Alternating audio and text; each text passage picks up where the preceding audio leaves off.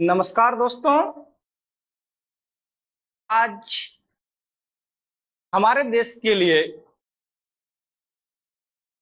एक बहुत ही गौरवशाली दिन है। वैसे तो आज पूरा देश गणेश चतुर्थी का उत्सव मना रहा है और इसी गणेश चतुर्थी के उत्सव के दिन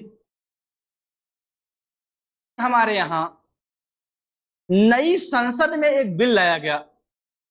क्योंकि आपको पता ही होगा, नई संसद भवन हमारे देश के लिए नया संसद भवन बन चुका है और इस नए संसद भवन में एक बिल लाया गया और यह बिल महिलाओं के लिए आरक्षण से संबंधित है।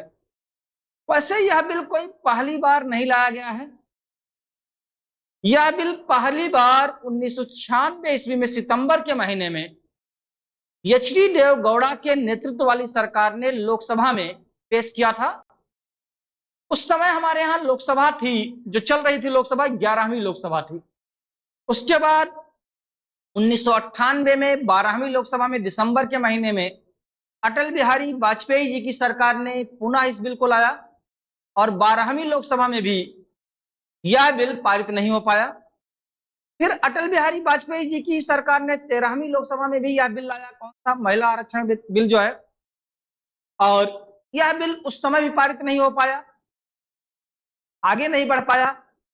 इसके बाद फिर सन 2002 में अटल बिहारी वाजपेयी जी की सरकार ने इस बिल को लाया, फिर पारित नहीं हो पाया। 2003 में भी लाया गया, यह बिल पारित नहीं हो पाया। मतलब यह बिल अभी तक 1996, 1998, 1999, 2002 और 2003 कुल मिला के 5 बार लोकसभा में पेश किया जा चुका था, लेकिन अभी तक यह बिल अधिनियम नहीं बना था।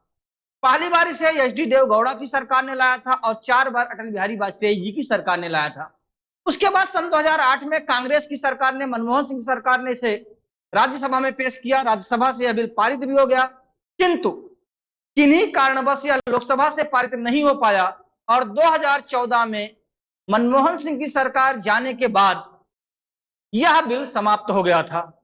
लेकिन नई संसद जो आज से ही संसद भवन जो आज से ही उसमें नए काम धाम शुरू हुए और पहला ही बिल वहां पे लाया गया महिलाओं के लिए। किसके लिए लाया गया पहला ही बिल? हमारे यहाँ महिलाओं के लिए। और इस बिल का नाम है नारी शक्ति वंदन अधिनियम। क्या नाम रखा गया इस बिल का? नारी शक्ति वंदन अधिनियम। और जो नारी वंदन ये बिल लाया गया, इस बिल में महिलाओं के लिए 33% आरक्षण की बात की गई है। कितना? अब जो है लोकसभा और राज्यों की विधानसभाओं में, आपको पता ही होगा हमारे यहाँ लोकसभा और विधानसभा में आरक्षण है, लेकिन अभी तक हमारे यहाँ जो लोकसभा और विधानसभा में आरक्षण जनसंख्या के अनुपात में है और यह आरक्षण केवल एससी और एसटी जनसंख्या को है। लेकिन अब नई लोकसभा में, नई संसद भवन में जो बिल लाया गया, इसके तहत अब महिलाओं को भी लोकसभा में और विधानसभाओं में 33% आरक्षण प्रदान किया जाएगा। इससे बड़ा परिवर्तन आएगा हमारे देश में। इससे लोकसभा की पूरी गाथा ही बदल जाएगी, पूरी कहानी बदल। क्यों? अभी वर्तमान में हमारे यहाँ लोकसभा में केवल 82 महिलाएं हैं और ये अधिकतम संख्या है। इस समय लोकसभा में कितनी महिलाएं? 82 महिलाएं इस समय लोकसभा में है, 82 महिलाएं हैं। लेकिन इस बिल के आने के बाद अब लोकसभा में महिलाओं की संख्या हो जाएगी 181, क्योंकि 33% आरक्षण है। वर्तमान में लोकसभा में सीटों की संख्या है, लोकसभा में सीटों की संख्या इस समय है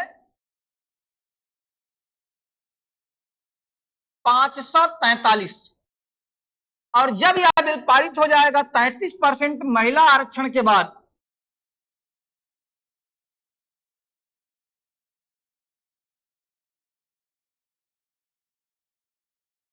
तो 43 का 1/3, 1/3 और यह संख्या हो जाएगी 181। तो अब लोकसभा में महिलाओं की संख्या कितनी हो जाएगी? 181। ऐसे ही तमाम राज्यों की विधानसभाओं में यह संख्या बदल जाएगी। जैसे उत्तर प्रदेश विधानसभा है, यहां कुल संख्या होती है 403। अब इस आरक्षण के बाद यहां भी परिवर्तन हो जाएगा। यहां पे संख्या हो जाएगी 134। यूपी में कितनी हो जाएगी महिलाओं की संख्या विधानसभा में? 134। ऐसे ही तमाम राज्यों की पूरी पटकथा बदल जाएगी। केंद्र में भी यह पटकथा बदलेगी, राज्यों में भी यह पटकथा बदलेगी। आज हमारी नई संसद भवन में अमृत काल में इस बिल को हमारे कानून मंत्री अर्जुन राम मेघवाल ने पेश किया था। किसने पेश किया? अर्जुन राम मेघवाल ने पेश किया। एक नया अध्याय आज हमारे यहाँ संसद भवन के लिए में जुड़ गया।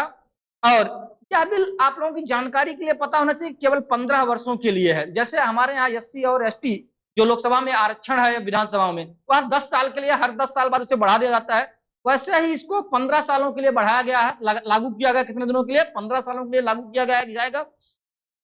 बृहस्पतिवार को, गुरुवार को यह बिल उम्मीद है कि राज्यसभा में पेश किया जाएगा।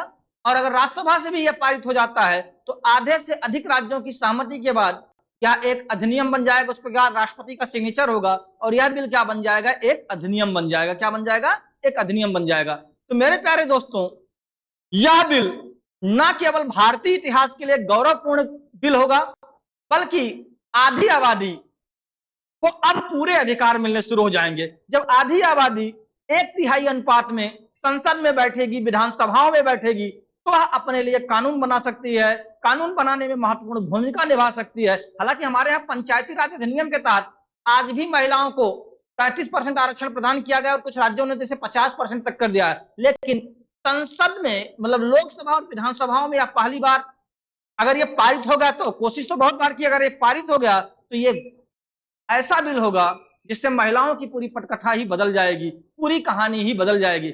इसके लिए हमें जानने के लिए आपको हमारे अगले वीडियो को देखना पड़ेगा, क्योंकि गुरुवार को यह राज्यसभा में पेश किया जाएगा। अगर राज्यसभा में पारित हो जाता है, फिर इसकी पटकथा में क्या परिवर्तन आता है, किस तरह से परिवर्तन आता है, उसकी चर्चा हम अगले वीडियो में करते रहेंगे। आपको जानकारी के लिए बता दूं कि यह बिल ऐसा होगा, जैसे मान लीजिए ये आपकी प्रतापगढ़ की सीट है। ये प्रतापगढ़ सीट अगर इस बार महिला है तो अगली बार यह सीट महिला नहीं होगी। ध्यान देंगे, अगली बार जो सीटें नहीं थी, मान लीजिए प्रयागराज की सीट, यह सीट महिला हो जाएगी। और अगली बार अगर मिर्जापुर की सीट महिला नहीं है तो मिर्जापुर की सीट हो जाएगी।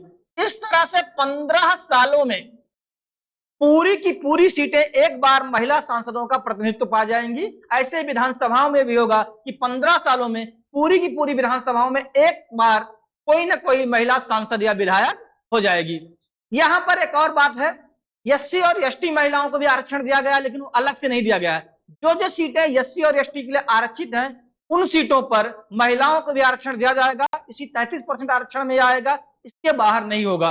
तो आप लोग ध्यान देते रहिए कि अब महिलाओं के लिए एक बड़ा निर्णय होने जा रहा है अगर ये हो जाता है तो। और महिलाएं अब कानून निर्माण में भी अपना जो है, संविधान के संशोधन में भी अपनी महत्वपूर्ण भूमिकाएं निभा सकती हैं।